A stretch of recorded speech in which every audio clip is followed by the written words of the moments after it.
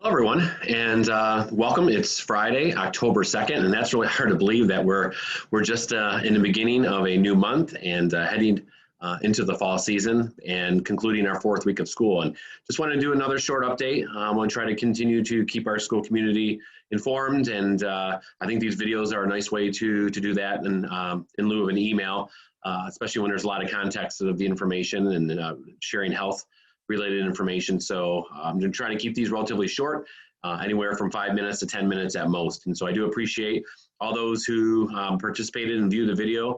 Last week, we had well over 1,000 views, which is great. I do have my own channel in partnership with the district, Rick Todd, and it is representative of Pinckney Community Schools, and you're more than welcome to subscribe to that as well, so you can be alerted to when a new video is posted. But today, I just wanted to share some information regarding just ongoing COVID as we enter the flu season.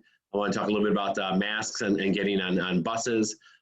Just a brief update on enrollment and just the state budget that was just recently approved. And so those are just things I want to hit on. And so right now, in terms of our COVID situation, we're continuing to do a great job staying healthy. We've had obviously some instances of people expressing illnesses as we have, but so far, once again, knock on wood, everything has come back negative, and we want to continue that. So just staying diligent in our screening process, in washing our hands, and more importantly, staying home when there is any signs or symptoms of any sort of illness, and making sure that, once again, we're sending healthy students to our schools each and every day, because that equation of healthy students plus healthy staff equals a successful school year. And we know that we are entering the flu season, and that can make things a little more complicated and then sometimes a little bit gray in terms of what we're dealing with and what are we assessing. And first and foremost, I just want to encourage everybody to get a flu shot. You know, we encourage our staff. We have a flu clinic coming up for our staff members, as we do annually in the next couple of weeks, but also just for families and for our students to get the flu shot. And I know that's a personal choice, but we do encourage that. But we also are aware that flu symptoms are very close to mirroring what the symptoms of COVID is. And we know that can be extremely difficult as a parent.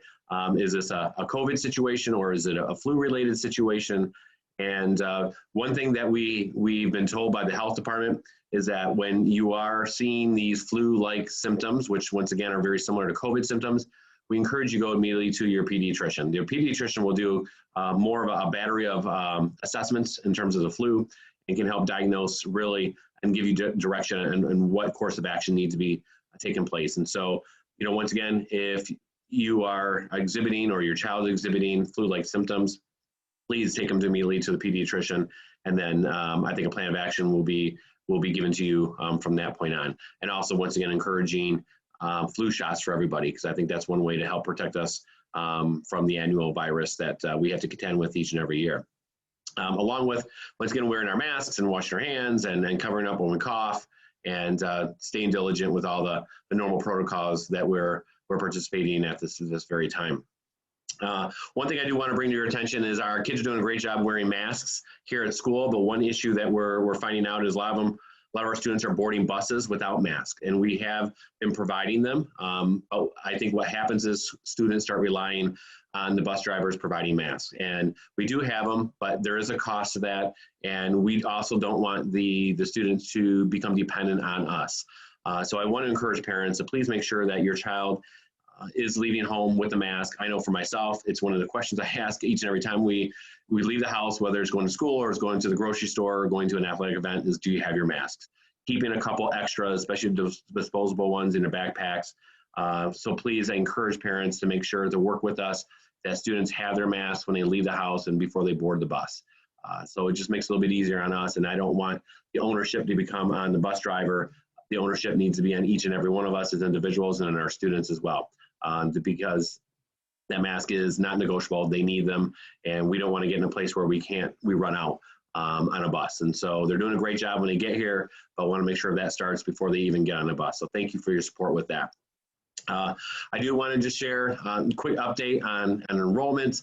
You know, enrollment has been the biggest challenge that we've had to face here in Pinckney Community Schools for just about a decade, since the 2007 recession, to be honest with you, it's probably over a decade.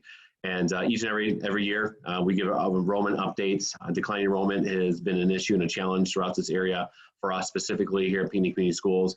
And I'm pleased to say that enrollment numbers have been stronger than what we anticipated this year. And I want to pull those up a little bit right now. Let me share my screen and put this up here for you. So you can see firsthand the numbers that I'm referring to, and we have to do projections, and we have lost students, and that's something that we're trying to minimize and stabilize. But the good news is we have not lost at the same rate we have in the past. We've been losing anywhere from 150 to 200 students per year. A lot of that's just natural attrition of kids graduating and then just not being able to replace them at the kindergarten, elementary level at the same rate. But the numbers have we've lost, I believe it's around 65 students compared to last year, which is a great improvement, and that's the direction we want to go, and that's a trend we want to keep moving towards. But as you can see on this screen, our enrollment numbers, the left part of this where it's not highlighted, that's our current enrollment as of this week, and it's at 2,345 students. We projected very conservatively 2,249 students. And so what that equates to is that we're actually ahead by 96 students in terms of our enrollment and our budget. And we've had to make those conservative assumptions and make very tough choices, as you know, from our staffing to help get out of this situation in terms of our deficit and ultimately get on the path of stabilizing enrollment and then increasing it each and every year, because that's really the key, and that's the solution that we need to rely on to help us continue to move forward. So this is good news. We're moving in the right direction, and it's just an amazing testament to our staff and to our community and for the support that you continually give us. And so we want to continue to do a good job and make this trend one that we can continue on as a community and move forward. So I'm very excited about that. And at the same time, the state budget was just recently approved. And although we were hearing some pretty doom and gloom news from the state in terms of our budget going all the way back to May and June, we're happy to say that our school budget from a per pupil allotment is being held the same as last year, which is $8,111 per student, with a one-time increase of $65 per student that we're looking to receive as well. So that's something that's a one-time, meaning that we can't depend on it for future years, but it definitely will help out. So some good news from a budgetary standpoint from both our enrollment and from what the state budget has just been recently shared with us and passed from our legislators and our governor. So some good news that I wanted to share with you as well. And that's really the message that I have for this week. Once again, I want to try to keep it short, but want to continue to encourage everybody to do what we need to do to help keep everybody safe and healthy here for our staff, for our students. Those daily screenings, staying home when you're sick. Please, once again, if you're exhibiting symptoms, I encourage you to please visit your pediatrician so they can help put a plan in action together and keep the lines of communication open with us. So we can help supporting one another. So thank you. Thank you for investing the time and energy to watching this video, staying informed. That's so very important. And appreciate your support. And as always, let's go Pirates.